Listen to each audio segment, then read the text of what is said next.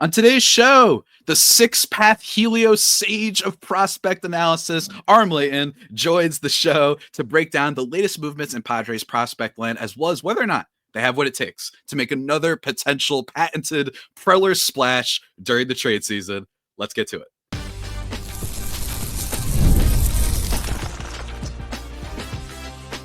You are Locked On Padres, your daily San Diego Padres podcast. Part of the Locked On Podcast Network, your team every day. Greetings, ladies and gentlemen, and welcome to another edition of Locked On Padres podcast, part of the Locked On Podcast Network, your team every day for Friday, June 6th. As always, you can check me out. Javier Reyes, your San Diego Padres fan from New Jersey, having covered the team for almost 6 years, including not for just this podcast, but also various outlets like justbaseball.com, chief among them, which is also relevant today. Today's episode, guys, is brought to you by FanDuel. Right now, new customers can get $200 in bonus bets when your first $5 bet wins. So go on and check that out. You can also follow me on Twitter/X and Blue Sky at Javipeno, Javiipeno. Today's show, we are talking about the biggest prospects for the Padres in the latest Just Baseball. That's right, the title sponsor, not sponsor, the title, what I mentioned at the end of the intro of this podcast. Still getting back into the groove of things, everyone. I was sick for like 2 weeks. What can I say? JustBaseball.com. My old friend Aram Leighton is on the show today to talk about all the prospects that made the top 100. Unfortunately, it was just two, but we're still going to break that down and then maybe talk a little bit about the Jarren Duran rumors and Preller's just incredible acumen for always making the news. But Aram, man, so happy to have you on. How you doing? I'm pumped to be on. It's great time. And we not only put out the top 100, just put out the Padres top prospect list recently as well. So always fun talking about these Padres prospects, whether it's a top end farm system or Preller depleted a little bit. There's always good pieces in there. Mm-hmm. Absolutely. In the article, which you guys could check out in the link below, wherever you're listening to this, YouTube, whatever, you can check out a link to the article, and also a link to the top 100 will be there as well. But if you're just into Padres, it's on there. The list is exemplary. He makes a bunch of comps, basically saying in the Padres farm system, they've got Lindor 3.0, they've got Gabriel Marino 6.0, they've got Justin Steele 1.5, they've got all sorts of stuff in this farm system. But no, in all seriousness, the two prospects that we're going to talk about mostly on today's episode, Leodalis De Vries and Ethan Salas. Leodalis De Vries coming in at number 3 on the top 100. Let's start with him, man. I'm going to start with this. Just wow. I mean, that's just where I start with this, right? And me, upon watching him, I was excited about him, right? This has been a guy who's just 18 years old now, but I'd heard about him when he was younger, and granted, my experience with him is just a collection of highlights, maybe 1 or 2 games, where I was like, hey, but he does, it's the age and it's the seemingly the feel for the position. And in my opinion, that first season where he still at least produced like a walk rate despite being hurt. I just like that. I was like, okay, at least you're a productive player, but let it rip, man. Leodalis De Vries, how you feeling about this guy? Obviously very good. Well, it's funny, most of the people that argue about the rankings and stuff like that, I feel like also have just only seen the highlights, and you just got to go back and forth and have a fun conversation about it. But no, with De Vries, that was a really fun part of the process because it is tough. We've talked about it when we're going to talk about Ethan Salas. Like, you have to remind yourself, like, okay, he's 18 years old and high A. But with Salas, it was, a 560 OPS or like a 600 OPS. With De Vries, when you're looking at slightly above average league production for an 18-year-old at high A, it's absolutely remarkable. And it's not just that, getting the live looks at him in the Arizona Fall League as well, where that's another area where you're just significantly younger than a lot of the competition. And I know it's kind of a wide range there in the AFL, but it's a lot of older guys, especially on the pitching side. And I know he didn't light it up offensively, but he really looked comfortable. He didn't look like an 18-year-old, or at that time he was still 17, just about to turn 18, playing amongst a lot of arms that are trying to make their case for the 40-man or in AAA that need more innings or whatever it may be. So those are the things that have really stood out to me. I think if you look at how he's maybe graded out metrically thus far at shortstop, it isn't as, I don't think it paints as pretty as of a picture as what I think he's ultimately capable of. And that's where I think it's also important to note, hey, this is an 18-year-old at high A as a switch hitter playing shortstop and pretty much batting first or second, mostly second every single game. So the way that he's been able to take that on, and I think the thing that stands out the most to me is you see a lot of young hitters with these aggressive assignments. Maybe they'll get hot and then they'll hit a wall, and it's streakiness, even if they are putting up decent numbers.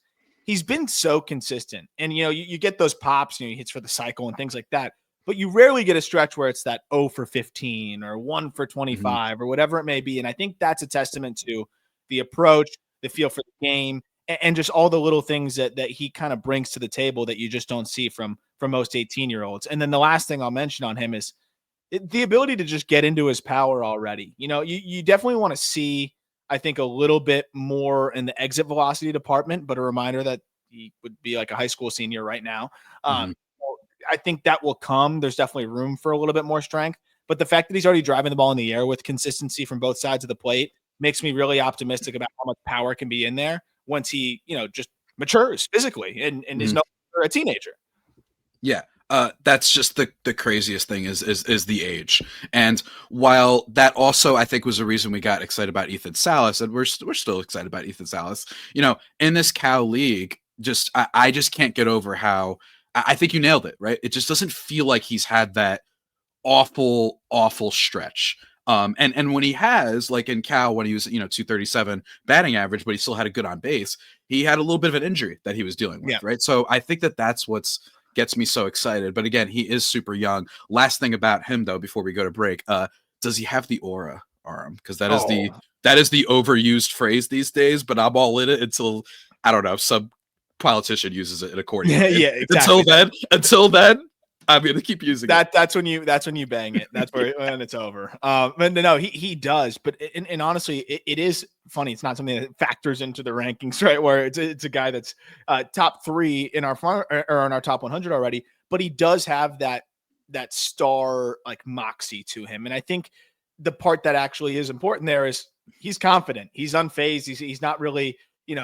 I think he doesn't look like an 18-year-old playing is several years above his age level. And I think that's an important side of things. And that's why, if you're going to be a Padres farmhand and you're going to be a top prospect in the Padres organization, you have to have unwavering confidence, because the way that you are going to be handled can I think stifle that confidence. And just seeing the way that De Vries has kind of rose to the occasion in different spots, but then also big hits in big spots several different times. I've seen that the energy that he plays with is infectious as well. He has all the goods to be that, that star prospect and eventually potentially really, really good player for you at the big league level. And I'm excited to see, what it looks like as he settles in more and more. Absolutely, man. And we're going to talk about more Padres prospect stuff in just a second, guys. But first, a word from one of our sponsors. And that sponsor, let me tell you guys, I'm just going to be real for a second. Coffee isn't just a drink. It's a ritual, a lifeline, dare I say. That it's the thing that gets you from half asleep to full function. It gets you through the day. It's essential. And that's where Trade Coffee comes in. It's the #1 destination in the U.S. for coffee, delivering fresh, incredible stuff from over 50 of the country's top roasters. Whether you're a cold brew fan or a pour over purist, they've got a roast you're going to love. And you could take their little quiz to give you kind of an idea of what you might like, things on, taste, smell, what kind you've had before, what do you want to try exactly. They give it kind of more exclusive to you. So it's great, guys. And right now, Trade Coffee is exclusively offering our customers 50% off your 1-month trial at drinktrade.com/LockedOnMLB. That's trade, TRADE.com/LockedOnMLB. Trade, a word we're going to be using in a following segment, by the way, for 50% off your 1-month trial. Go check it out. Trade Coffee. We love you.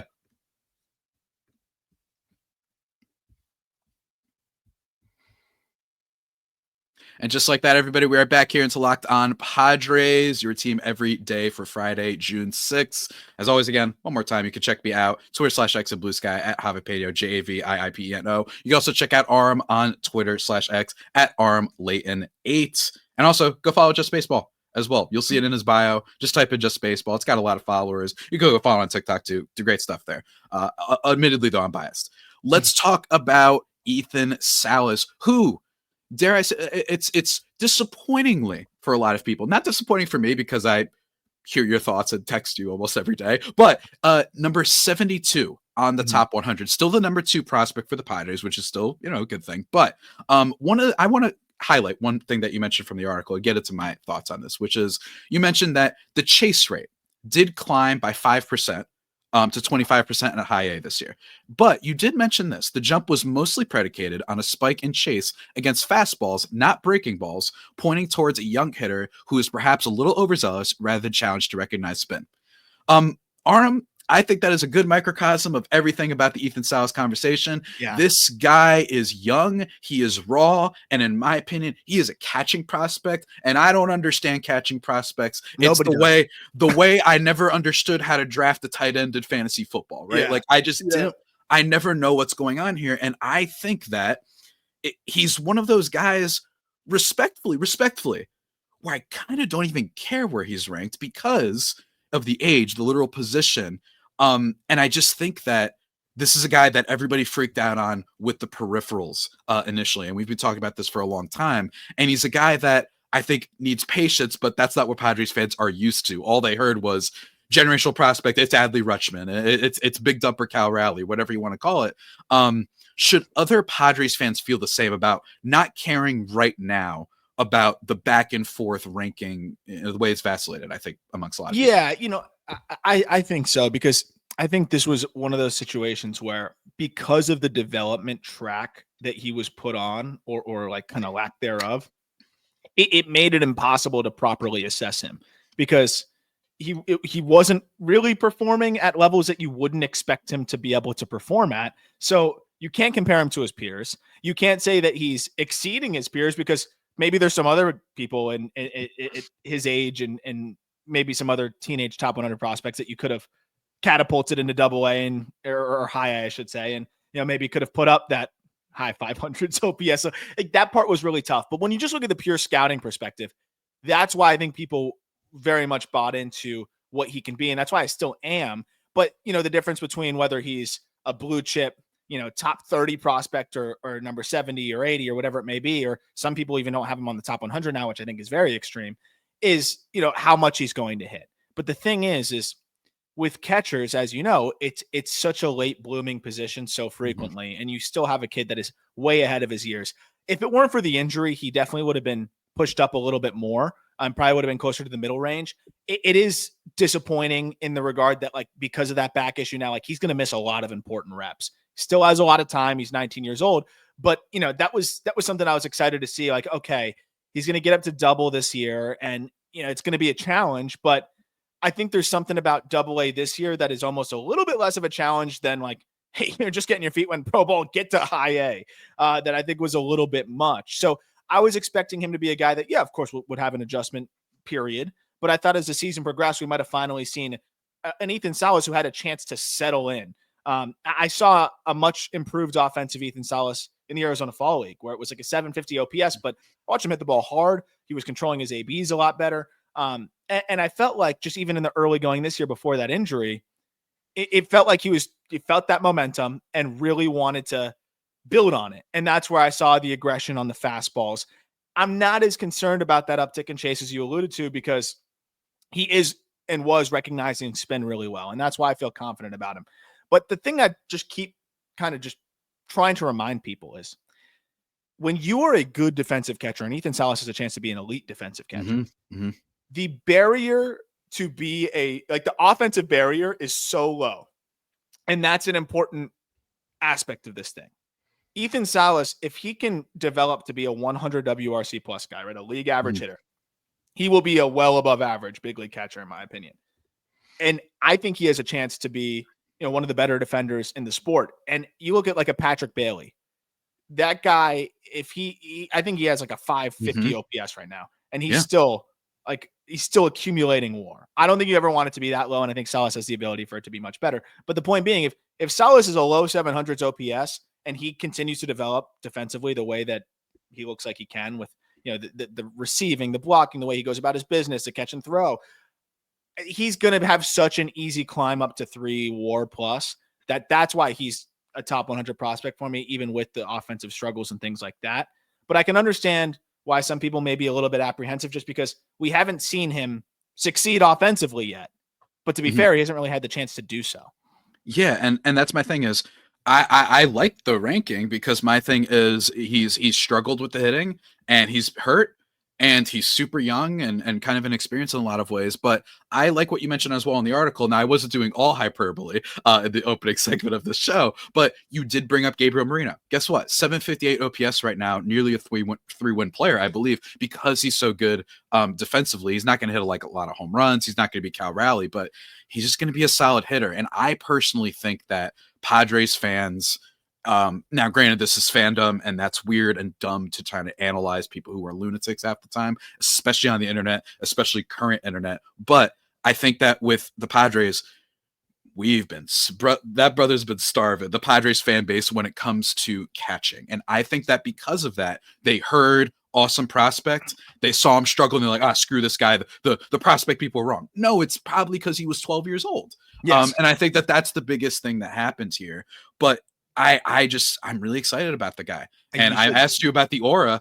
Even I can sense it. In articles leading up to spring training, they talked about like this was a guy who had a little bit of a presence in the locker room, more so than De Vries, at least in terms of this guy that's like, you get this leadership vibe from him. You get this vibe and I think that matters for a catcher. I think he can call 100%. Games well.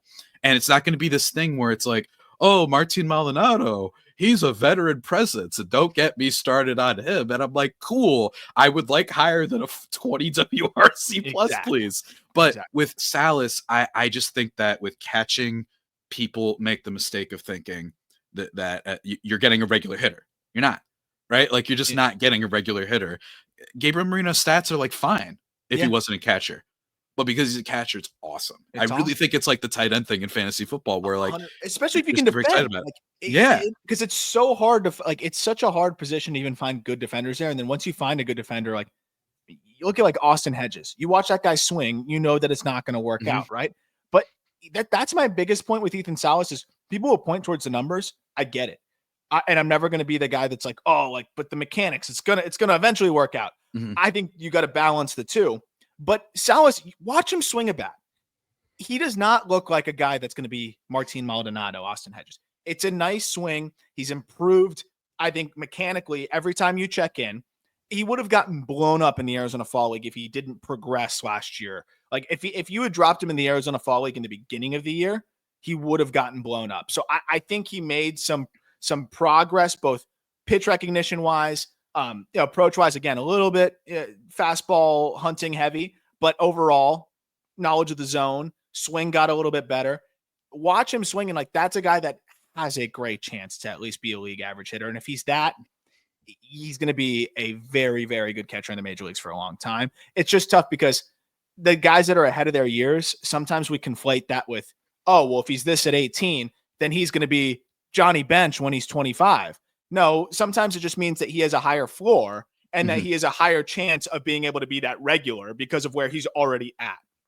That's where it can get a little bit confusing sometimes, where you see an 18-year-old with tools across the board, like a Connor Griffin with the Pirates. That's a guy that you can look at and say, oh, if he's already doing that, well, what could he be in a few years?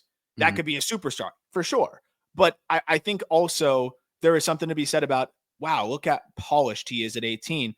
He's got a really good chance to be a big league regular, not, oh, well, what's he going to be in 5 years? The best ever? Like sometimes I think that's where it gets a little bit confused. Absolutely, man. And we're going to talk about, speaking of people panicking over stuff, the Padres panicking potentially at the deadline because that's just their default state. Maybe it's not panic, but it's just always being on, always being jazzed. That is AJ Preller. We're going to talk about some of the trade possibilities for this team, specifically just should they do it given their draft/prospect capital, all that and more after this quick break. And folks, our title sponsor of the show, you know them, you love them, because let me tell you, the NBA playoffs, they're kicking, right? They're not even the NBA playoffs anymore. The NBA finals, and every night is going to deliver highlight-worthy performances, major momentum shifts, and can't miss moments, like the Tyrese Haliburton shot, the allegedly most overrated player in the NBA. according to the expert NBA players. Whether it's a game-winning shot like Tyrese Halliburton or a game breakout player, there's never been a better time to get in on the action, and FanDuel makes it easy to stay in the game before tip-off and live. Player props, performance trends, and same-game parlays. Fans have more ways than ever to play smart and win big. And if you're new to FanDuel, it's the perfect time to sign up. Head to FanDuel.com and place your first $5 bet. And if it wins, you'll get $200 in bonus bets. Make every moment more with FanDuel, official sports betting partner of the NBA.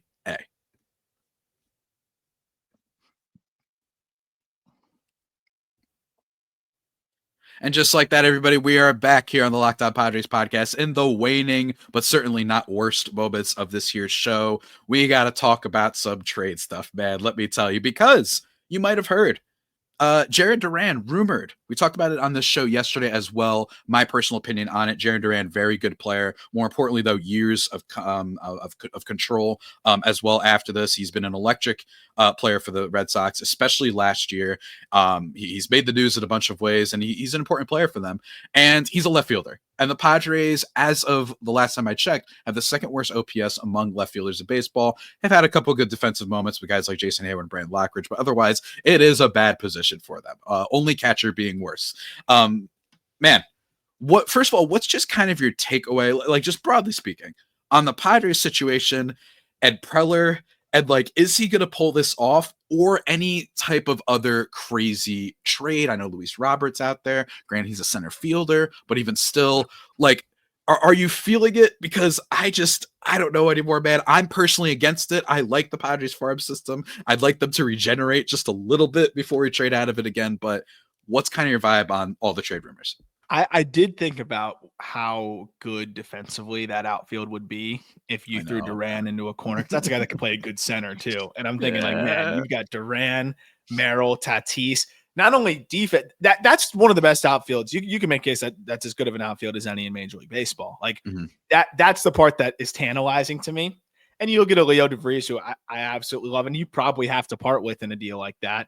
And it's like, okay, you could regret that in a couple of years, but also you would still have Jarren Duran under control in a couple of years. So it's tough. I go back and forth because I also look at a Padres team that's really good and has some other needs though still too.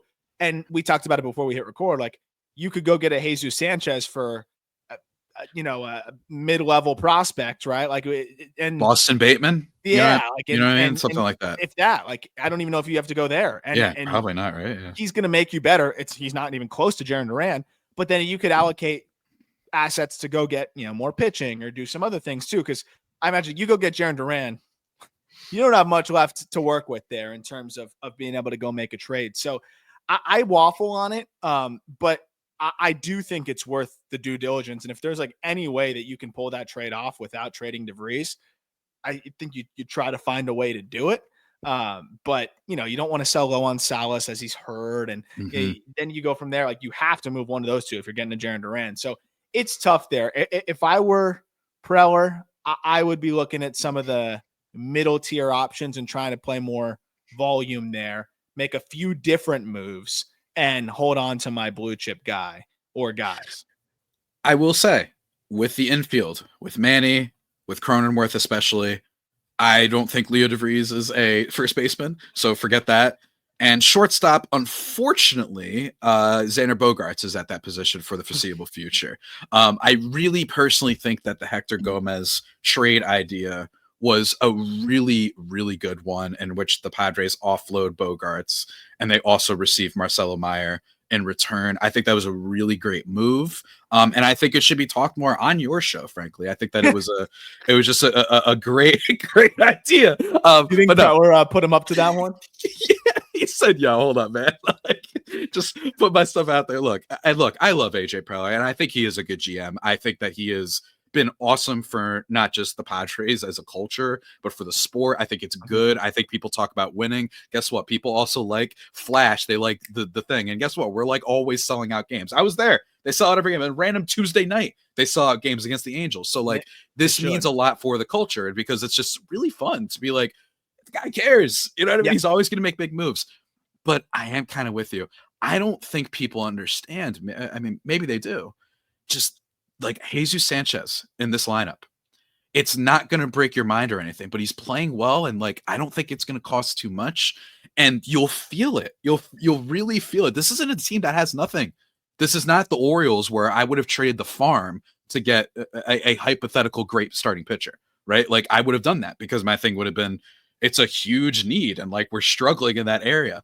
The Padres, I feel good about the team, but they've been doing this for a lot of years now, and I'm wondering if maybe we should just kind of hold on for now. But again, with De Vries' positional value, with the fact that Salas is an amazing God Goku Super Saiyan immediately yet, that makes me think Preller's like, takes a hit of his joy, and he's just like, I'll find someone in the draft. Who cares? You know what I mean? Like that just feels like how he operates. And in his defense, he always does. He always does. I didn't understand Jackson Merrill.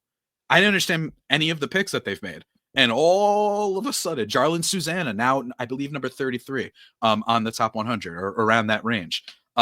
Like all these guys that they just find. James Wood, you texted me about James Wood before everybody else did. Like before he was on anyone top 100, you're like, dude, this guy's good.